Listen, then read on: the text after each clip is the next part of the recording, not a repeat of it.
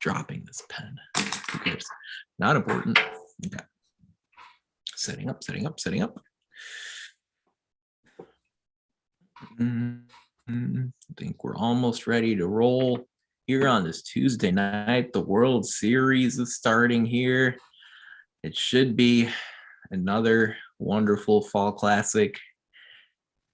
What a great time of the year for sports. We've got in October, the NBA, the NHL, college football, college basketball are on the corner. Frankly, for those of you who pay attention to this football program on a weekly basis, we'll get to the Hoosiers on the gridiron at the end of this podcast. I'm just going to throw this out there. I don't think, based on what I've seen out of Indiana and what I've seen out of Indiana's final 5 opponents, I don't think Indiana's going to win another game this year. Yeah, play the kids. We'll talk about that at the end of our podcast. What happened against Ohio State, what's going to happen against Maryland.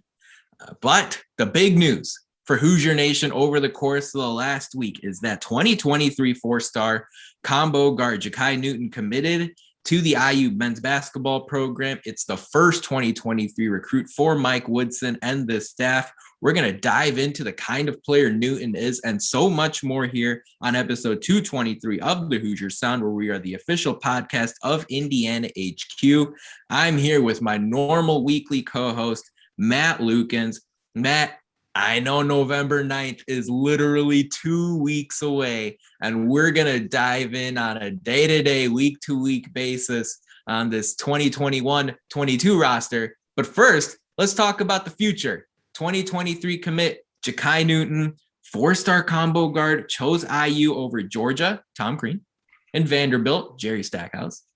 Talk to Hoosier Nation a little bit about Newton and what kind of player they can expect when he steps onto the court in about 2 years. Okay, the best way to describe Jakai Newton is he is what some would call a prototypical NBA wing player. So a guy that can play the 2 or the 3 at 6'3". He's got some extreme measurables that I will talk about in a bit. That's very key to why I'm so extremely excited about him. Let me put this out here. I didn't know a lot about Jakai Newton until he was getting ready to commit because, you start hearing rumors or whatever that this guy might be coming in 2023 right. To a couple classes away. Right, yeah. So I started watching more tape on him. Maybe the most undervalued, under-recruited guy IU has gotten in the 6 years that I've covered IU basketball. By far, and that includes OG Anunoby. He is by far and away the most under-recruited guy. He has some things that he was born with, or I guess has grown into, that makes him, and I'll just go out and say this right now. This can be the highlight of the YouTube video, but not only is he going to be an NBA player, but he's going to retire with a ring. He is going to win an NBA championship someday with the gifts that he has, because there are very few people on planet Earth that have what he has, and will make him an absolute game changer. And I would like to go a little bit into why I feel like he is under recruited later on in the podcast. We can talk about that maybe about 5 minutes, but to give you a basic rundown of Jakai Newton, Jakai is a shooter. Shoots 34% from 3 in high school. He shot a little bit better than that, I believe, in AAU. He's a good free throw shooter. He's a good defender. And he plays his role really well. And that's what he's really been growing up and playing basketball as of recently. He is a huge role player. He is not the star player. He is not the go-to guy on any of his team. He plays for Newton High School in Georgia, that is very well known in Covington, Georgia, for producing a ton of talent. I believe he plays on a high school team currently where he has about 12 other guys on his basketball team that are getting recruited for some sort of sport, whether it's football or basketball. So he's not the guy, even at his high school team. But the special ability that he has, and what I'm talking about, is his 6'10", to what was measured at IU a couple of weeks ago, 6'11" wingspan.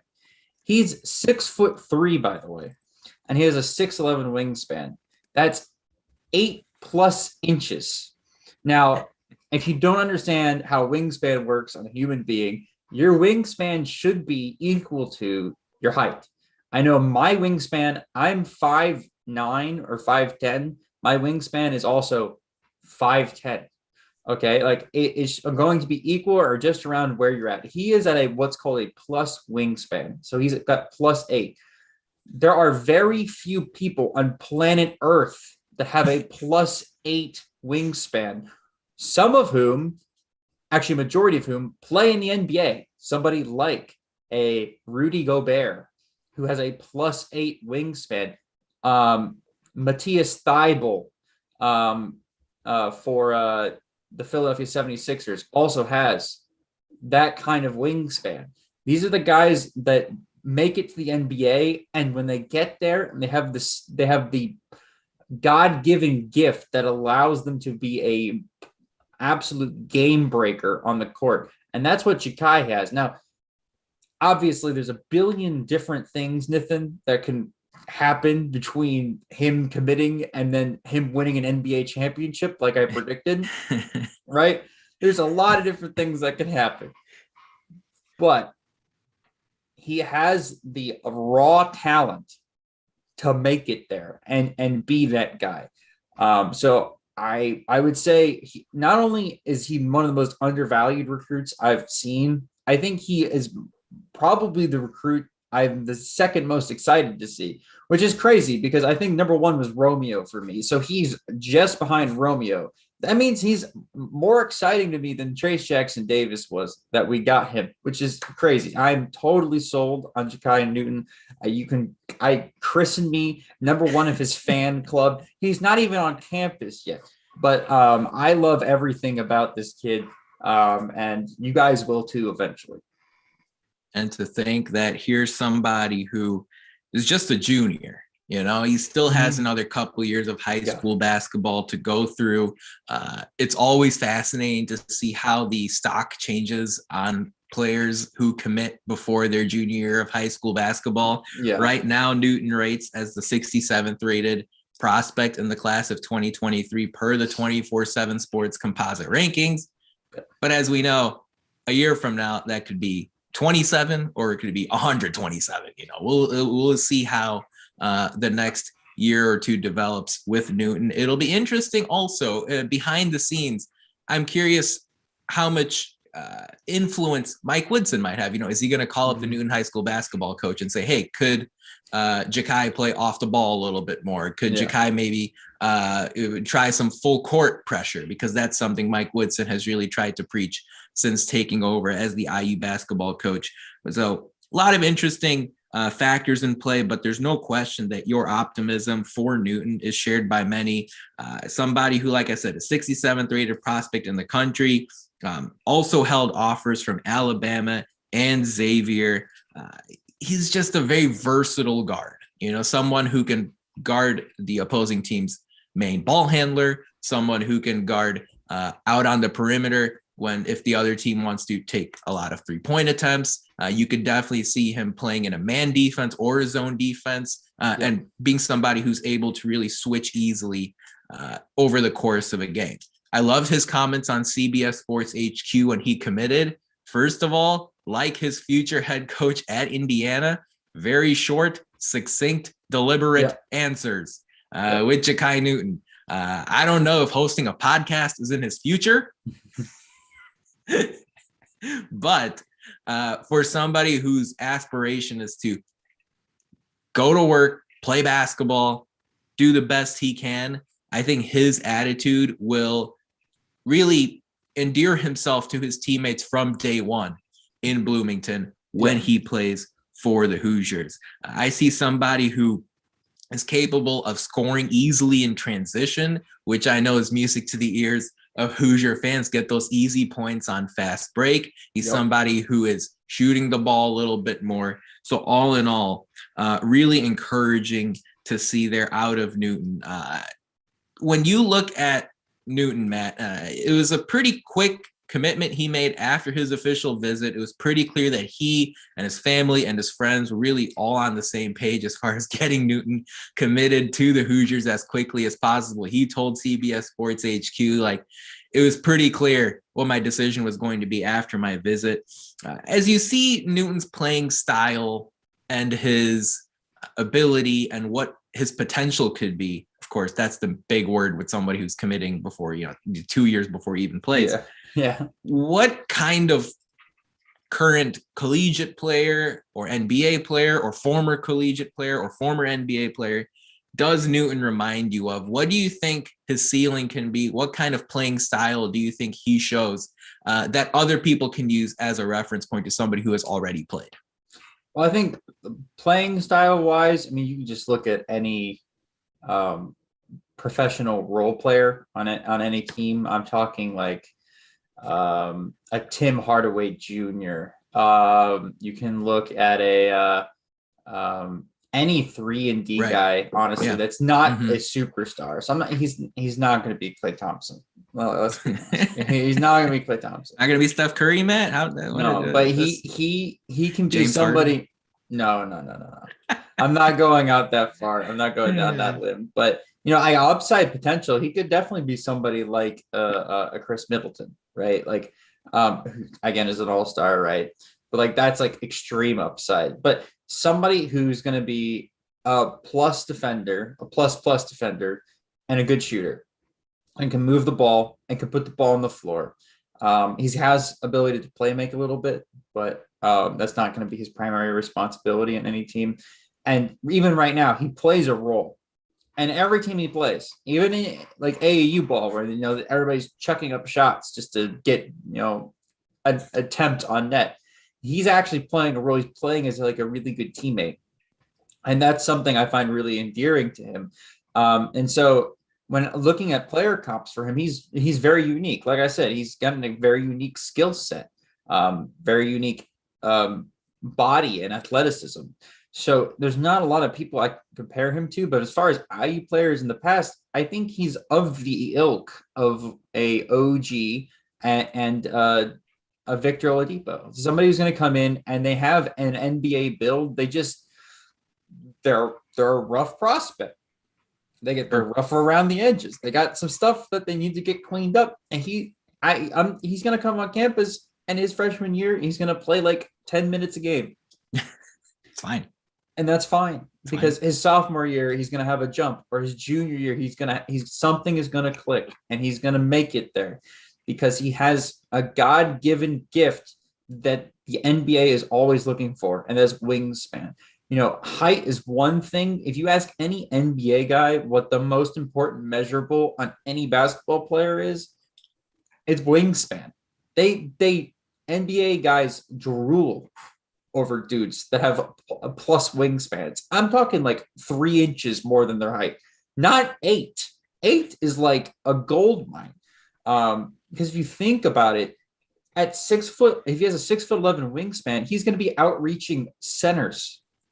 And he's somebody has shown he can rebound the ball really well. When he's defending, he's a disruptor. He gets in the passing lanes. He gets steals, right? Because he's guarding guys that are his height, 6'3", to have a 6'3" wingspan. He's got 7 inches on him. He has 7 or 8 inches on their wingspan. So it's much easier for him to poke the ball away. This, with the right coaching, which is the reason why he picked Indiana in the first place, he can become an absolute monster.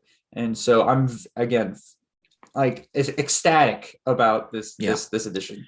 No, certainly. And Newton told, one of the big comments he made when he committed was saying how energy is something that he will bring to the table. The athleticism, he's excited about what he can bring there as well. The dunking is something he pointed out too.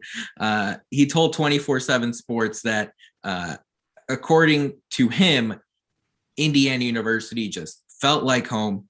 You look at he said that, the players Mike Woodson has coached a lot of successful players, and there are things Woodson brings outside of basketball too.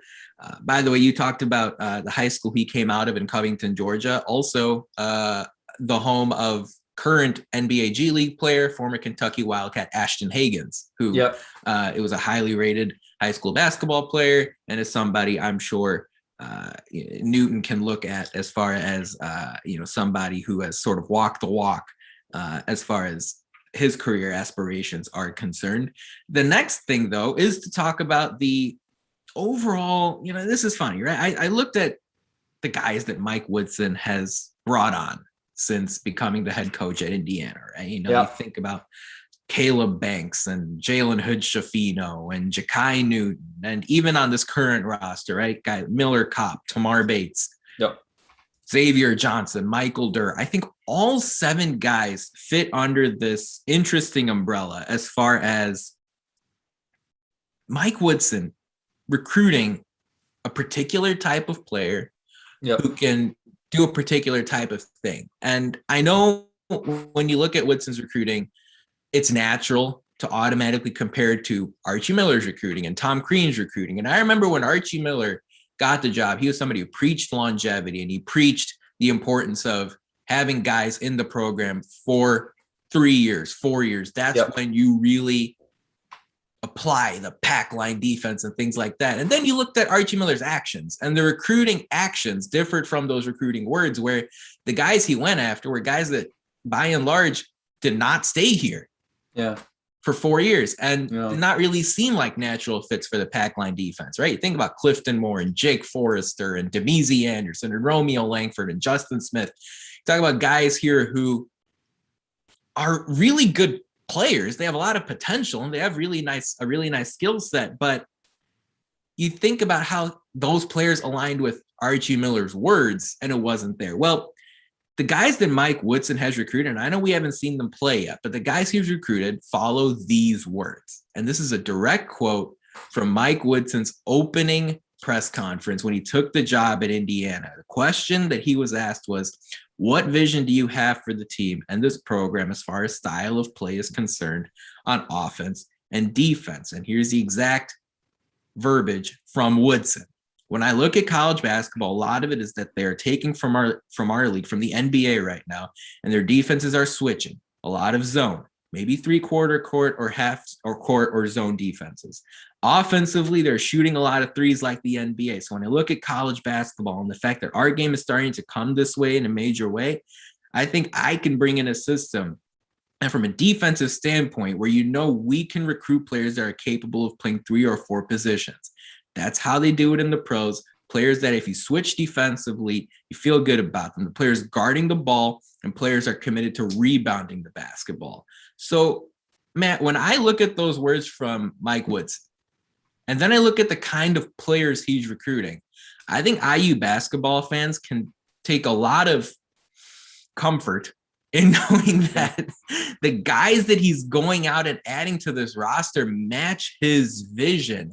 And to me, Matt, that's something that I maybe didn't see too much out of either Archie Miller or even Tom Crean. You talked about a lot of the guys that Tom Crean wanted, that Tom Crean was able to get and develop. And he said, wow, Jakai Newton is someone I think can be even better than those guys. Well, what I'm seeing here already, more than I saw from the previous 2 head coaches, was a recruiting strategy that matches the vision, that matches the words. Do you see it the same way? And if so, that should be really exciting for IU basketball fans when you think about future rosters 2, 3, 4 years down the road.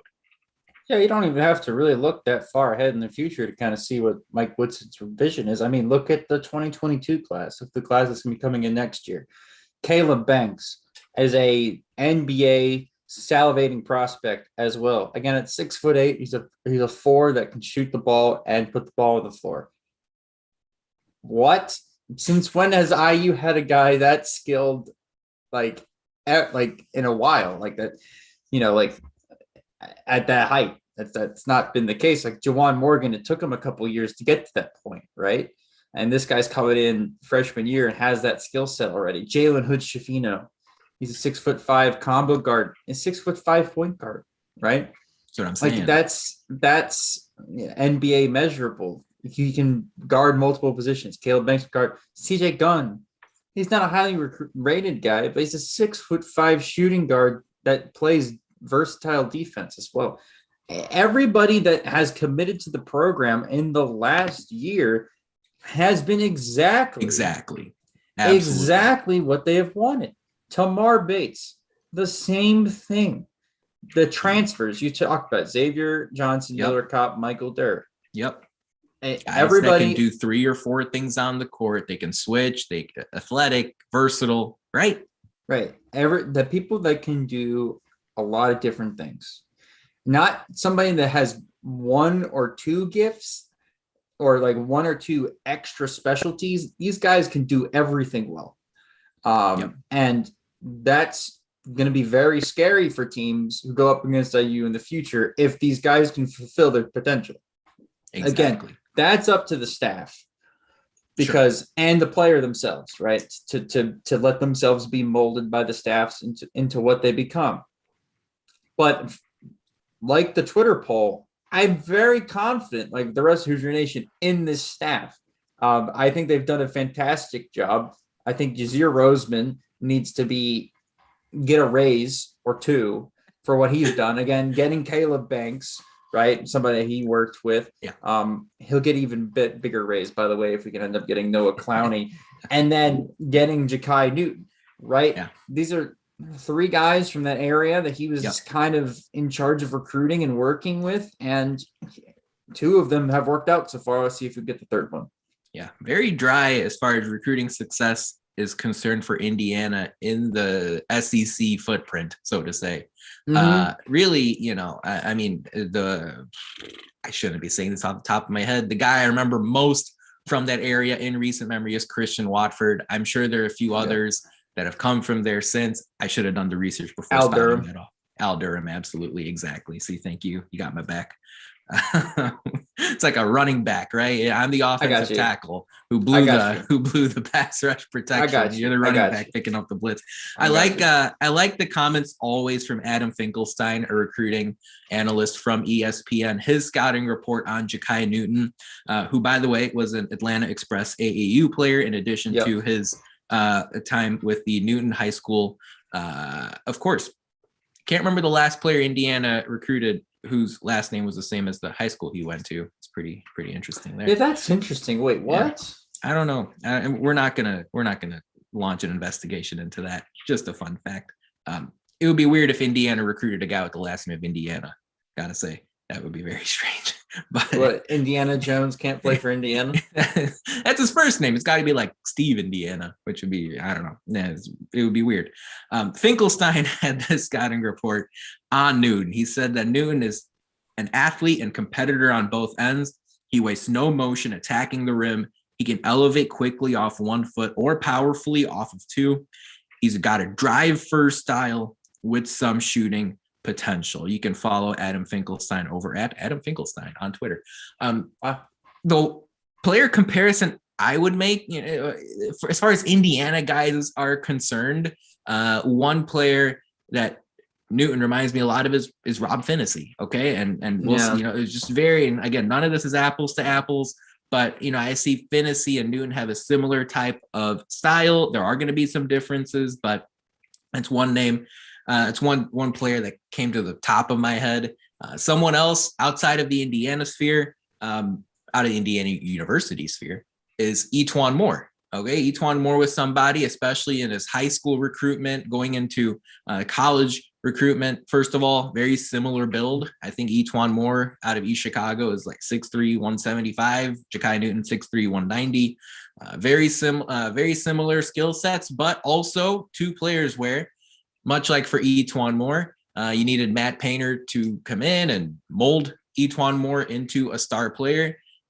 Indiana's version now is, right, Mike Woodson and Dane Fife and Kenya Hunter and Yasir Roseman now having the chance to mold Newton into seeing exactly what he can be. So those are it's a real rough background on Jakai Newton. Of course, he won't play his first game for Indiana University for another 2 years, but hey, just for fun, Matt, we can speculate a little bit, can't we? An Indiana future backcourt of possibly, Trey Galloway and Anthony Leal, along with Caleb Banks and Jalen Hood-Schifino and CJ Gunn, and now Jakai Newton. I mean, you got some pieces there, don't you? You have some very, very, very valuable pieces there that And can versatile and valuable. Lots of V's. that's right. Yeah, For victory. victory. Victory. That's right. Yeah. Wow, same wavelength. Here's something else that caught my attention. You even talked about that just a minute ago, right? Indiana hasn't played a game. They haven't. But No. They've won the offseason, though. In 7 months, 6.5 months, 7 months here, Indiana's 3 assistants, who I guess weren't hired the day that Mike Woodson were hired. So we'll say over the last 6 months, Dane Fife, Kenya Hunter, Yasir Rosemond, they've all contributed something to the table here. And I've always been a big proponent of how college basketball, especially at high major level, it's not just the head coach. It's the head coach plus the assistants, whether it's recruiting, whether it's on-court success. The entire coaching unit makes a really big difference. And so far, Matt, all three assistants have really stood out to me in a positive way. Out of the 3 guys, is there one in particular that has really stood out to you as far as, wow, this assistant has done a much better job than I expected coming into this? Well, I mean, first off, go vote in the poll, because this is our Twitter poll on Twitter. So follow at the Hoosier Sound on Twitter. But I was doing this, by the way, while Nathan was talking, which was I was making an A symbol because the staff gets an A. That's what they've gotten so far. They get an A, not an A plus. An A plus, they would have 5 stars, and well, we would have already had the national championship trophy. But they get an A. They get an A because they've done a fantastic job. And so to answer your question, who I think has done the best job, I think not by far, but I think the biggest success story on the staff has been Yasir Rosemond. Again, he was the last assistant hired. He's the guy I knew the least about. Right. And I know I can see the argument for Kenya Hunter. I can see the argument for Dane Fife. But Yasir Rosemond has pulled through on some very important recruits. Very, very important recruits. Yeah. Well, you talked about him, Caleb Banks, now Newton, right? Now Newton, really, and he's got one more left to get. But and I know Kenya Hunter was in charge of Jalen Hood-Schifino. I know Kenya Hunter was in charge of getting Tamar. But I think I expected that out of Kenya Hunter, knowing his previous involvement with the staff and his previous success stories, like when he was at UConn and now when he was at IU and what he did when he was at IU. So I was expecting that out of him. I've been pleasantly surprised about what Yasir Rosemond has been able to offer. And I can only imagine what else he's doing behind the scenes, working with player development, because that's his specialty in the first place. Not recruiting, it's player development, which is fantastic to hear because he's done a great job recruiting as well. Yeah, and I love the comment by Forrest Gray in the live chat. Indiana basketball has hit a home run as far as recruiting thus far. If they get Clowney, it's a grand slam. We're going to talk about Noah Clowney really briefly here in just a second. But to me, Kenya Hunter's just done a little more as far as exceeding my expectations, especially with the addition of Jalen Hood-Schifino. I see Hood-Schifino as being a huge factor in this backcourt over the course of the next 2 years. Of course, His first game will only be a year from now. So, you think about that time frame. I think Hood-Schifino is going to be a massive addition. Of course, Kenya Hunter helping retain some of the current players who put their name in the transfer portal. And a lot of the current guys, especially Parker Stewart, have pointed out how important Kenya Hunter has been as far as keeping them in Bloomington, in addition to the aura, of course, and the legend of Mike Woodson. So Kenya Hunter, to me, just a little bit more pull. But like I said, how about this? We've talked about this for 2 minutes now, talking about which assistant of the 3 has impressed us, and neither of us said Dane Fife. Dane Fife is someone who could very well be running this program in 5 years. And it's not that Fife has done anything wrong. Fife has been, I'm sure, a very valuable piece. In fact, I think I saw Dane Fife went out to Finland for a recruiting trip a few weeks ago. That if we can get Miro Little, by the way, that's the guy he went out to recruit out there.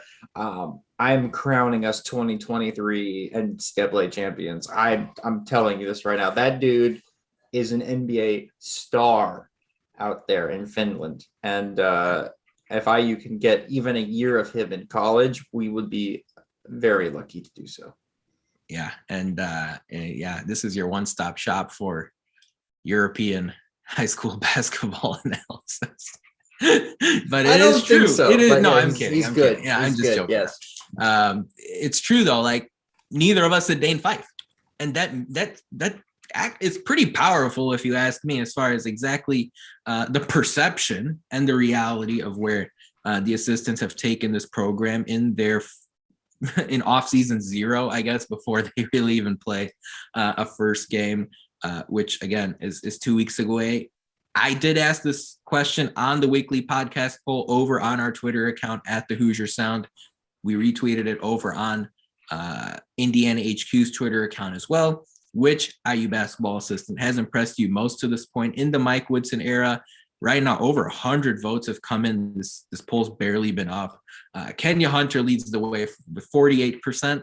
Dane Fife second, 28%. Yasir Rosemond, 24%. I clearly see I misspelled Yasir Rosemond's last name, left off the D at the end. You think I would know? That's error on me. It's another misprotection on my part there. That's okay. We're gonna overcome that. I like the response by Ryan M, who said all of the above, and a couple people have already liked his response. So clearly, Indiana fan morale right now is pretty high, which is good to see. And now the Hoosiers. By the way, yeah. One last thing I'd like to mention. You brought up Finland and Miro Little. Right. Somebody you guys should definitely look at. Miro is a 6'4" point guard out of Helsinki. He's class of 2023. He's not rated on 24/7, but I think you don't need to be rated to understand the teams that are interested in him. Villanova, USC, Kansas, Gonzaga, and us. Okay. Nice. Oh, and Arizona. By the way, Arizona's now being coached by Mark Few's former top assistant. So that's the thing all you need to know about. He's an international prospect, and Gonzaga's in for him. So, like I said, we get him, we're winning a national championship, and you can't convince me otherwise. The last basketball recruiting note I wanted to mention, we briefly touched on it. Noah Clowney, 4-star forward, class of 22. Yeah. 6'10" forward. He has set an announcement date for November 1st. His final 4 is Indiana, Virginia Tech, Florida, and Alabama. Clowney is going to high school, I should say, in South Carolina. He attends Dorman High School there in that SEC footprint. Clowney, if you ask me, is going to be a like-for-like replacement for Trace Jackson Davis if Clowney comes in almost an identical skill set. I told you it's kind of hard to pinpoint a comparison for Jakai Newton. To me, this one I already know. I agree with you. Clowney and Trace Jackson Davis to me are the exact same player. The question is, Trace Jackson Davis has done an exemplary job in realizing a lot of his potential. We'll see what exactly Noah Clowney will do. All of his official visits are done. He just went to Tuscaloosa this past weekend to watch Alabama play a squeaky football game against Tennessee, but the Crimson Tide won. So everything's good. Everything's happy down there in Bama. But Noah Clowney, a top 70 recruit nationally, according to 24/7 Sports, he would be an addition to Indiana's class of 2022. So keep an eye out for that. We'll have full coverage of Clowney's decision on Indiana HQ. So make sure you follow us over there on Twitter, on Instagram. And regardless of what Clowney decides, it's going to be really interesting to see how that all plays out. Real quick, it's time for Who Won the Week this past week in IU sports. And not the football team. We would be remiss if we did not tip our cap to Trace Jackson Davis. And normally on this segment, we like to sort of, go beyond the scope of men's basketball or football, but Jackson Davis won the week. You talk about somebody who's named preseason AP All-American. Yep. In this situation, the Associated Press does not lay out 3 teams, okay? They don't name 20 players. They don't add this was one team of 5 guys, and it was Drew Timme out of Gonzaga, Kofi Coburn out of Illinois, Colin Gillespie out of Villanova, Johnny Juzang out of UCLA, and Trace Jackson Davis. So big accomplishment for TJD here going into what's going to be a fascinating basketball season. Jackson Davis averaged 19-9 last year. Going to be exciting to see what kind of production he puts up as he tries to accelerate and ramp up his production going into the NBA draft. Also wanted to tip my cap to Grace Berger and Mackenzie Holmes. Both IU women's basketball players were named to the All Big Ten team. Some motivation, though, for the women's program. For Terry Morin's crew, the coaches and media both picked Maryland 1 and Indiana 2 in the conference this upcoming season. Indiana's ranked 8 preseason, too. Maryland is ranked 4, but again, it was surprising a little bit for me to see both the coaches and media go Maryland 1, IU 2. I was maybe looking at a split there. Didn't get it. It is what it is. The coaches picked Caitlin Clark out of Iowa as their Big Ten preseason player of the year. The media picked Naz Hillman out of Michigan to be their Big Ten women's preseason player of the year. So that means the Hoosiers did not get picked first in the conference, and neither Berger nor Holmes got that first place consideration for player of the year. To give you some notes out of the AP poll, Maryland women's program is projected to finish 4th.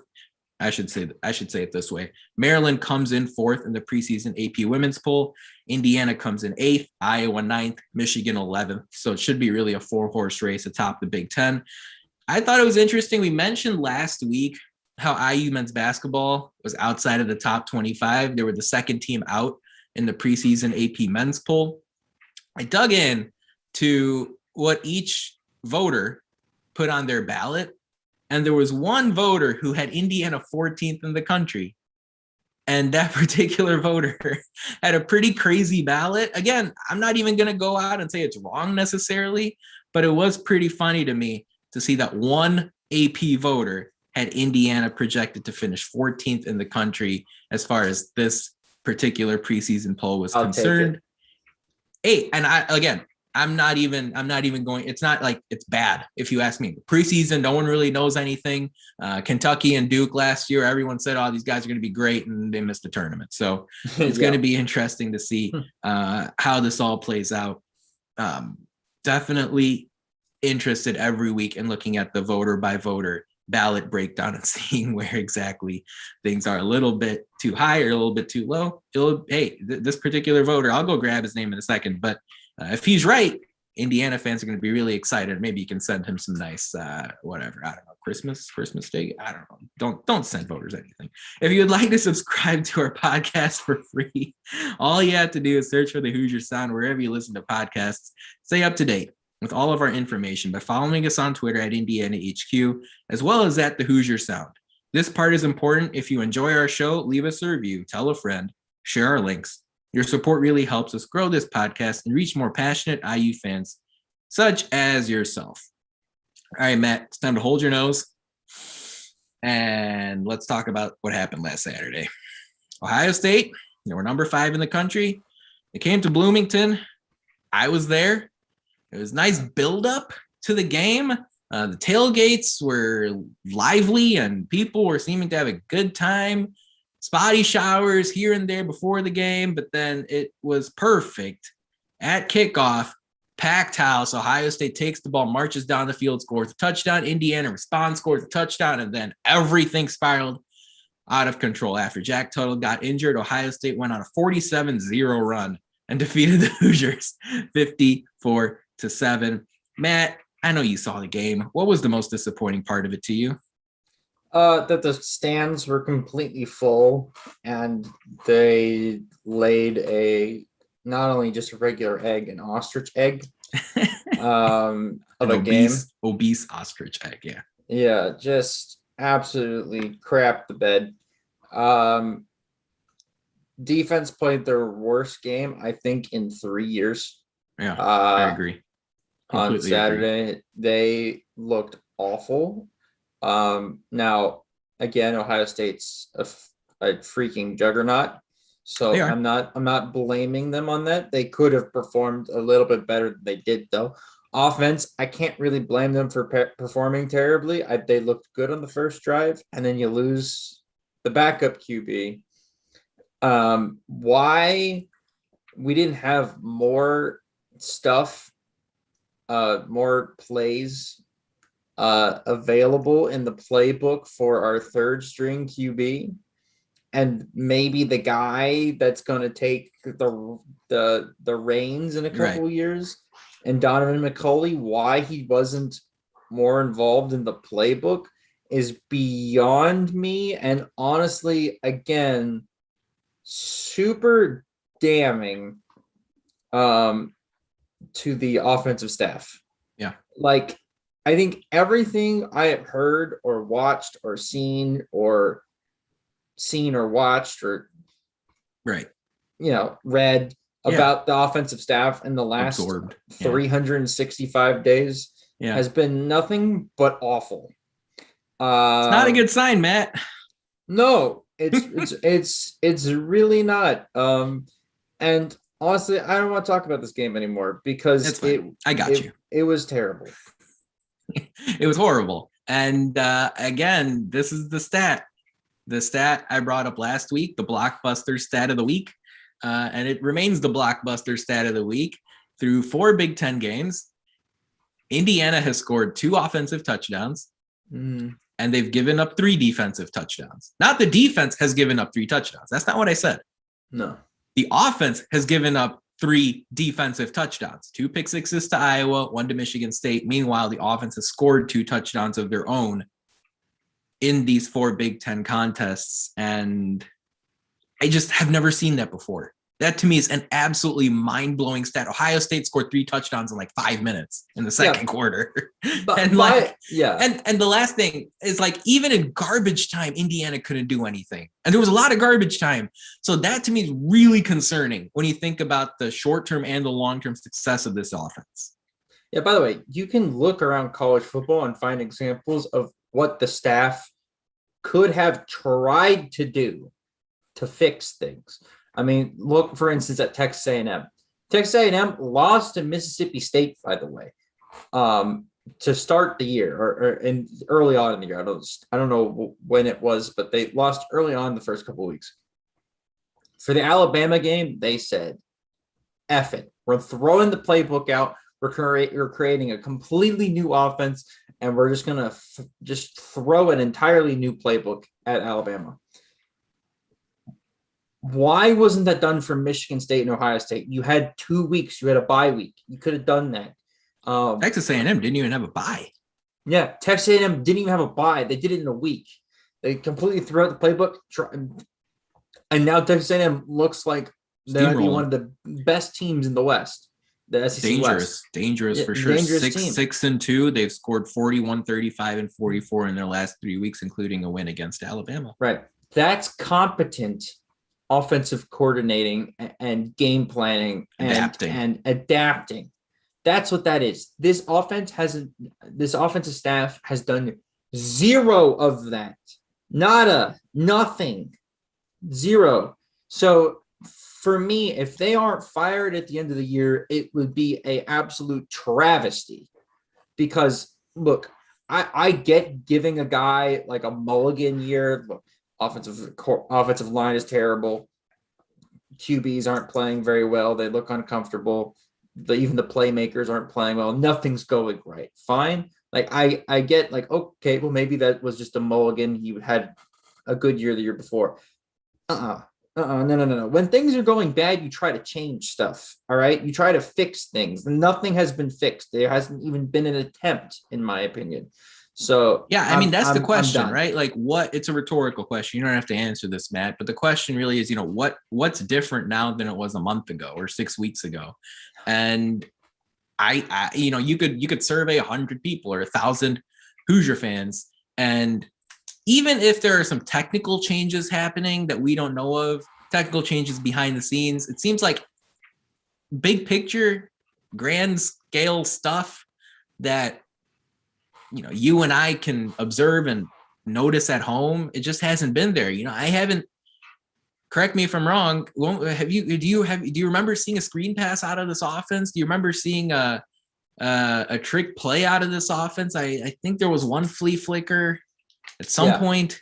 Yeah, there's maybe a flea flicker. I've seen like a wide receiver thrown pass attempt, and then I also seen what. Like, Well, I'll tell you this. Look, Matt, I'll tell you this. Like in week 1, we saw a really interesting option run with Michael Penix at quarterback, and it hasn't been deployed since. And I think, okay, I was just about to say that. You've got a poor offensive line, get them moving, put the ball in the hands of your quarterback, especially in a case where it's Donovan McCulley, someone who's gifted with great mobility skills, and see what's there. And I was expecting, okay, if McCulley gets limited snaps in practice, I would have thought maybe some of those snaps involved some option looks, and I didn't see any of that. And it's stealing hard. my thoughts. You're literally stealing that. Like when you think of modern day football offense, you think of the first thing I think of play is fakes, as read snap option motion, RPOs, exactly. Yeah, RPOs, like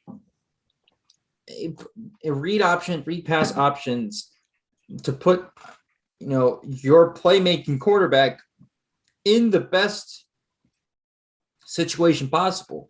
Yep. Where has that been all season? Like, well, and I think here's the most I think vivid indictment, the strongest indictment of the staff. If you gave Ryan Day Indiana's players, if you gave Ryan Day and Kevin Wilson Indiana's players, and you gave Nick Sheridan and Deland McCullough and Grant Hurd and Darren Hiller Ohio State's players, I think Ohio State, I think the score would have been pretty much the same. Yeah. You know what I'm saying?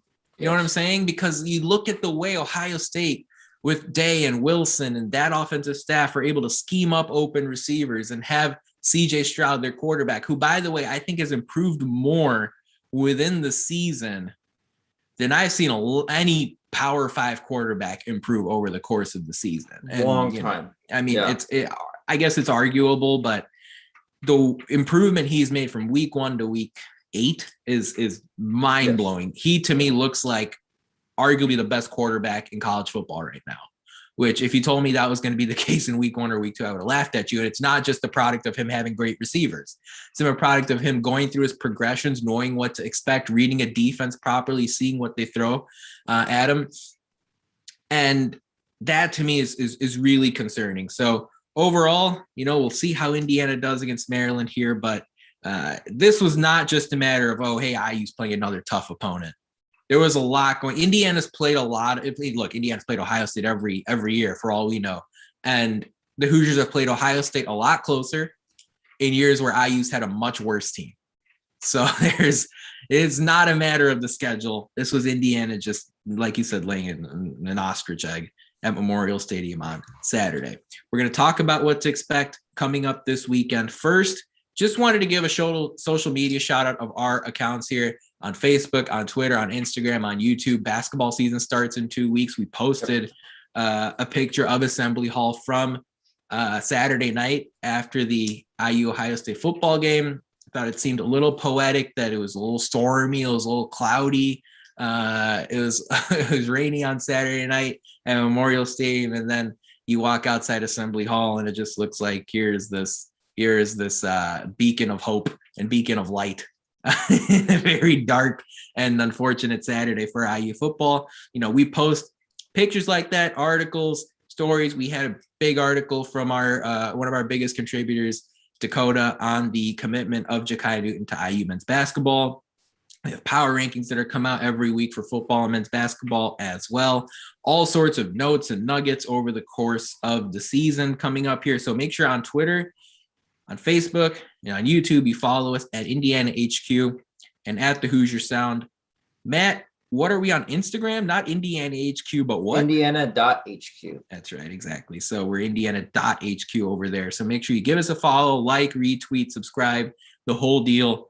We'll have you covered over the course of the rest of this football season. What happens with men's soccer? We're trying to make a charge into the NCAA tournament here. They just got back into the top 25 this past week. Women's basketball is going to be such a major treat to watch this upcoming year as well. So make sure you plug in to all of our social media accounts for all the details you need to know. All right, Matt. Maryland's coming up on Saturday. It's a noon Eastern start on Big Ten Network. Maryland opened as 2.5-point favorites. It's now all the way up to 6 in the books.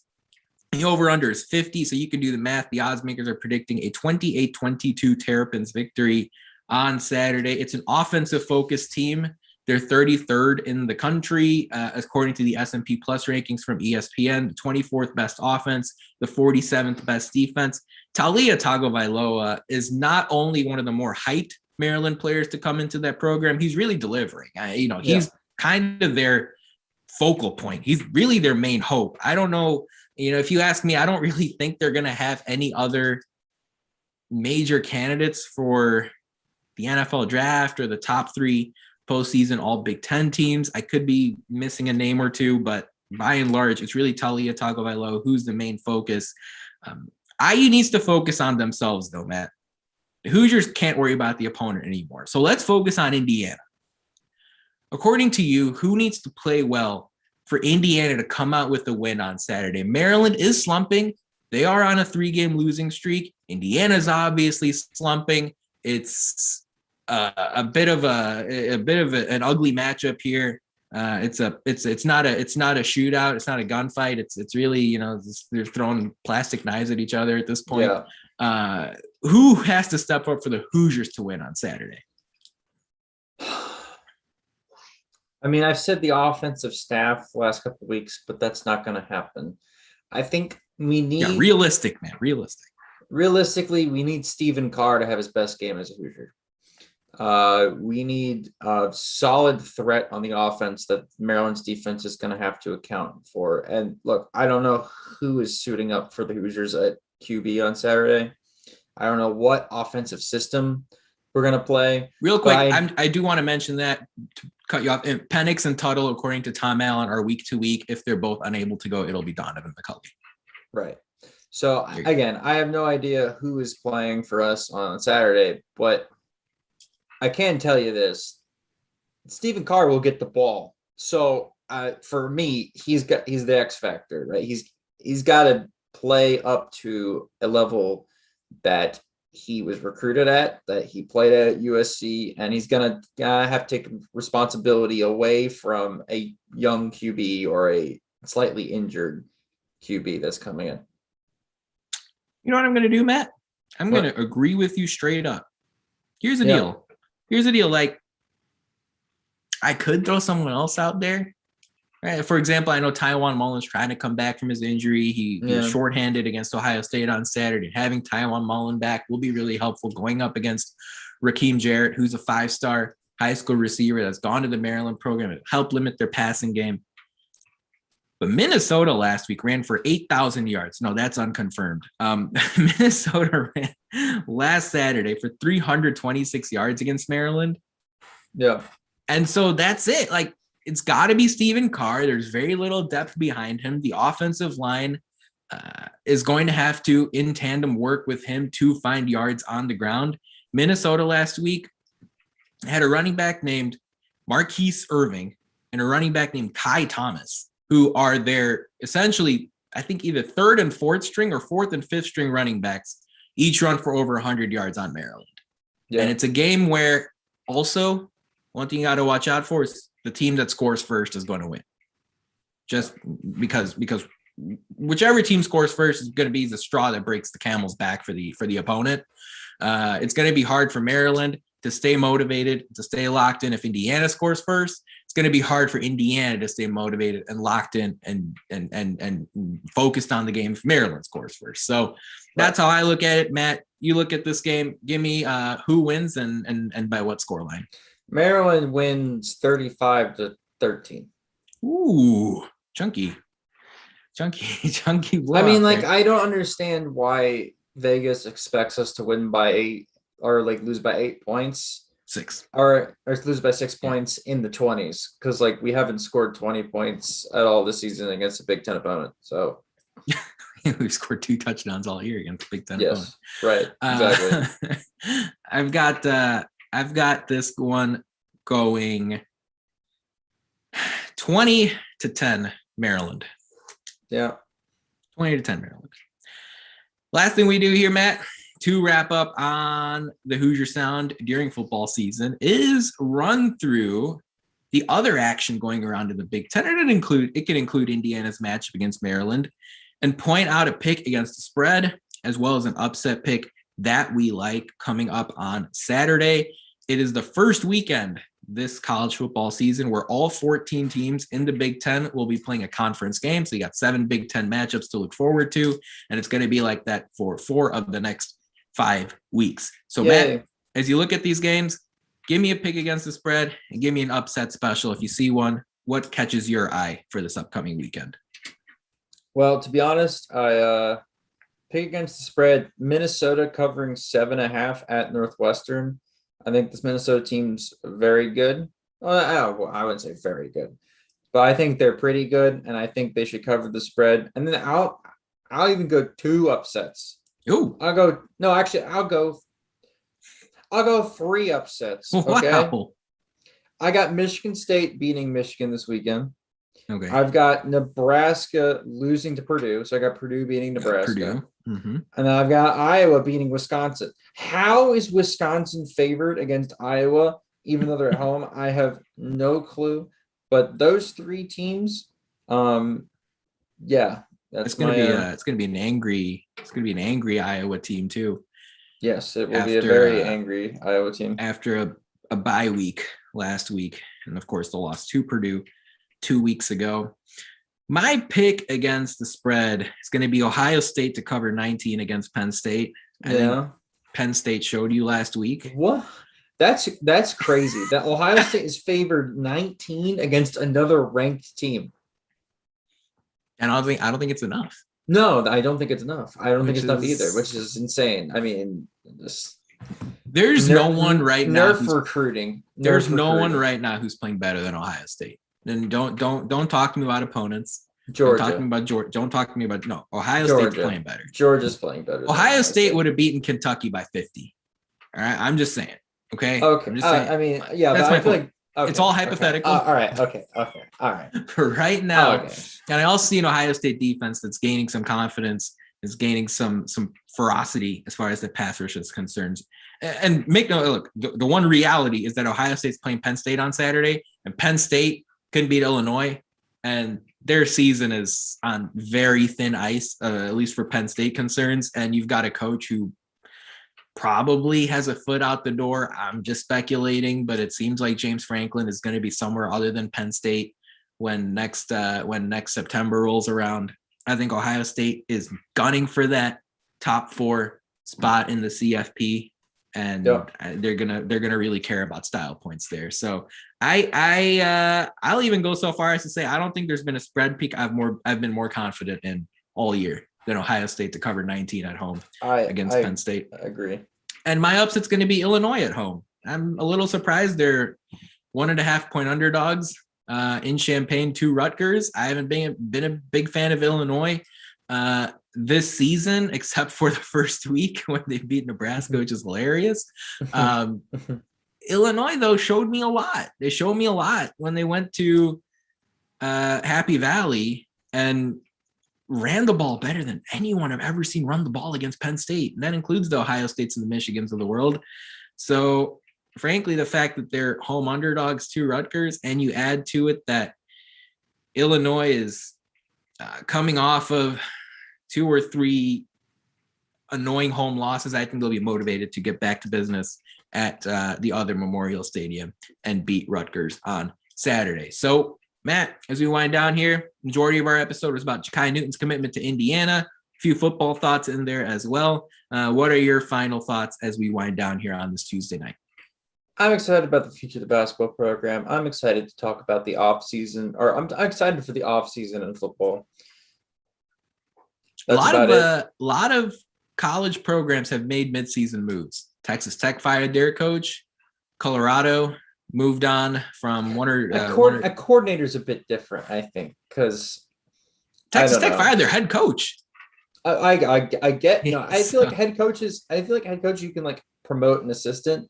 Like it's weird to like demote an assistant or get rid of an assistant like mid-season to me. Like that's just because there's like so much that, like, I guess for a head coach as well, there's a lot that's like on their plate, right? But somebody can step up into the role. It's really weird to have, especially when you don't have an offensive minded head coach that can just take over the responsibilities. It's a bit weird. It's true. It is a little weird, but you think about actual head coaches getting canned, right? USC moved on, LSU moved on, Texas Tech moved on, and I'm not saying Indiana should move on from Tom Allen, not by any means. But seeing these big programs boldly, and I know Texas Tech isn't big, but Texas Tech is Power 5 program. For them to basically put their foot down and say what we're looking at is unacceptable. Even taking Indiana out of all of this, just fascinating to me. For me, right, for this basketball program, this is exciting. This is what you talked about. It's this time of year where I know Hoosier fans are pumped up, and like I said earlier, morale is really good, and Mike Woodson's recruiting is matching the message that he preached at the start of the year. But all I'm gonna say is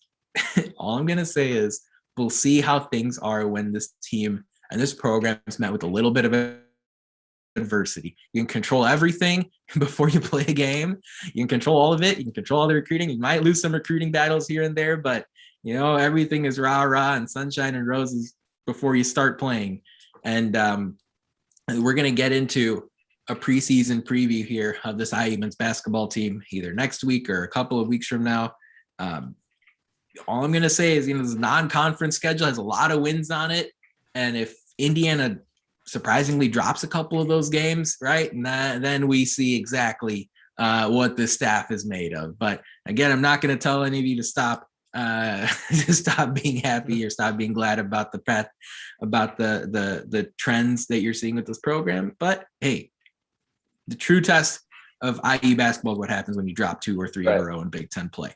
But that about wraps it up for our 223rd show of the Hoosier Sound. Thank you so much for joining us. We really appreciate your support. Thank you to our live audience. You are all beautiful people. To hear more fantastic episodes like the one you heard today, be sure to follow us at Indiana HQ and at the Hoosier Sound to make sure you don't miss any in the future. You can also go to our website, indianahq.com, to find it all in one place. But as always, thank you for listening, Hoosier Nation, and we will see you next time. Peace and love, go Hoosiers.